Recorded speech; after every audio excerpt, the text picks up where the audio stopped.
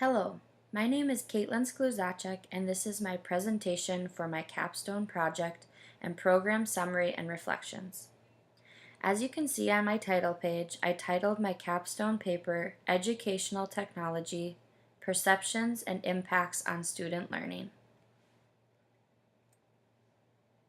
Throughout our master's program at Concordia University, St. Paul, I have really enjoyed the courses we are required to take. For my course learning highlights, I reflected on 3 of my most favorite classes and the big takeaways from each. The first class I reflected upon was Ethical Issues for Professional Educators. I loved learning about the different normative leadership theories and how they impact each person's style of leadership.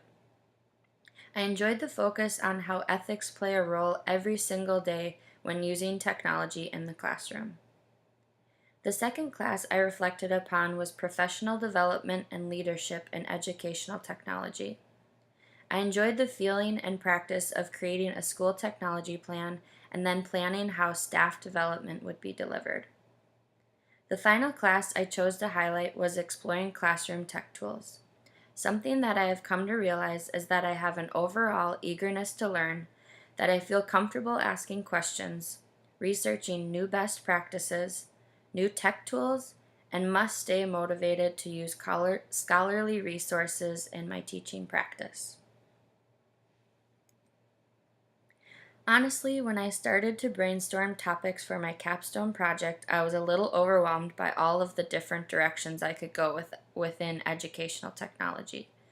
I chose to tackle a topic that much of the research throughout the program fell into: perceptions of educational technology by teachers and students. My research question from my capstone paper was, how do perceptions of educational technology affect the learning environment of students ages 11 through 18? The following 2 slides share direct quotes from my capstone project. Throughout my research, I was able to narrow down 5 different areas related to why or how perceptions affect the learning environment of students. Those 5 areas include value in using educational technology for student learning, reasons for teacher hesitation towards educational technology, pre-service teacher training and perceptions, positive teacher perceptions of educational technology, and positive student perceptions of educational technology.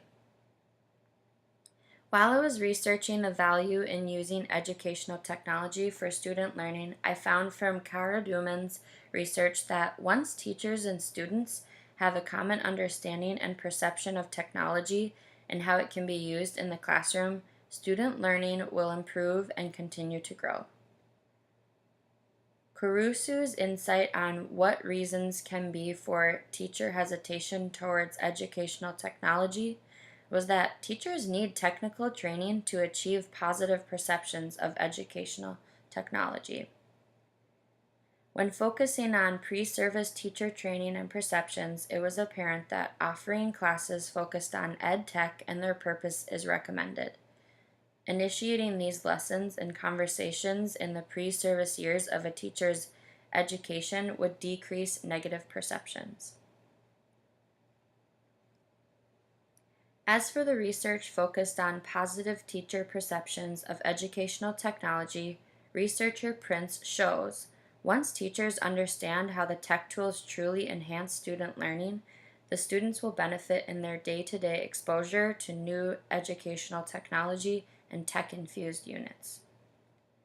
Finishing off the 5 areas is positive student perceptions of educational technology. This was my favorite chunk of research to sift through. I found that students have a positive perception of educational technology when they are given time to interact and engage with the tool and understand the relevance to their future life after secondary school. On this slide, I will share how I plan to be an advocate for research as a professional practice. I love the idea of helping to lead professional development centered around best practices with educational technology and using research as the base of the content. I also plan to practice day-to-day conversations with teachers and students, citing research as a valuable resource in our constant learning. As for future topics of interest I will look forward to learning about, I would definitely say leading professional development, continuing to being innovative in the classroom, and learning about personalized learning while using educational technology. I spent time reflecting on personal and professional applications from my experience over the past 2 years. My personal applications from the program include learning how to have a strong moral compass and honoring it.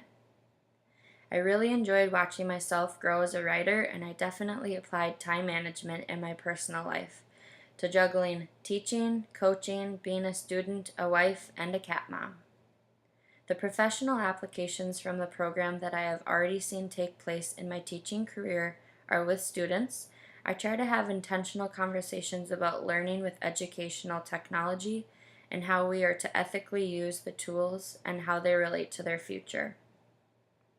I have also seen the application of the coursework with my colleagues. We have been collaborating to create meaningful learning related to social studies. The final professional application I have seen and know I will continue to see is using new tech tools to enhance my teaching. I will continue to be open to trying new tools or practices for my students' benefit. There are 4 areas that are outlined on this slide as to what I have learned about myself throughout this master's program.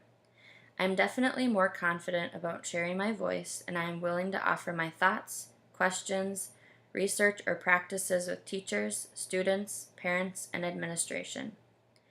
As a decision maker, I feel confident in my teaching and decision making, and if I don't, I have the humbleness to ask for help or research methods to enhance my teaching. As a reflective practitioner, I realize I am always thinking about what is coming next. I look into how to make my classroom environment and curriculum more engaging for my students and myself. As an adaptive expert, if I hear of a good idea from someone, I am very willing to try it. I am not afraid to try something new or to fail. These are a sampling of my references I used in my capstone paper. These 5 references were used in the overview of key findings from my research on slides 4 and 5.